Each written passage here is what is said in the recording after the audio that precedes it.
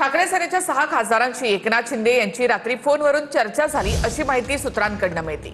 तर एकनाथ शिंदे यांची खासदारांसोबत 30 मिनिटे सविस्तर चर्चा झाल्याची माहिती सूत्रांकडून मिळाली। सध्या खासदार श्रीकांत शिंदे हे सुद्धा दिल्लीमध्ये ठाण मांडून आहेत। थेट आपण दिल्लीमध्ये जाऊयात आमचे प्रतिनिधी दिनेश दुखंडे यांच्याकडे। दिनेशजी, श्रीकांत शिंदे स्वतः दिल्लीमध्ये आहेत। हे जे 6 खासदार आहेत ते दिल्लीमध्ये आहेत की महाराष्ट्रामध्ये आहेत? काय नेमक्या हालचाली घडतायत दिल्लीमध्ये?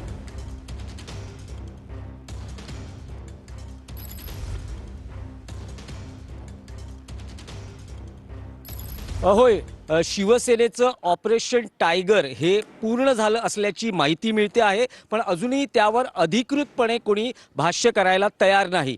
उपमुख्यमंत्री एकनाथ शिंदे हे परवा मध्यरात्री दिल्लीत दाखल झाले आणि काल दुपारपर्यंत ते दिल्लीत होते। ऑपरेशन टायगर किंवा शिवसेना उद्धव बाळासाहेब ठाकरे पक्षाच्या 6 खासदारांचा वेगळा गट स्थापन करण्यासंदर्भातल्या काही ज्या हालचाली होत्या किंवा जे निर्णय घ्यायचे होते त्या संदर्भात उपमुख्यमंत्री दिल्लीत होते आणि ते सगळं करून उपमुख्यमंत्री हे मुंबईला रवाना झाले असल्याची माहिती मिळते। काल सायंकाळी ते मुंबईला पोहोचले, पण आता सगळी जबाबदारी ही डॉक्टर श्रीकांत शिंदे यांच्यावर आहे।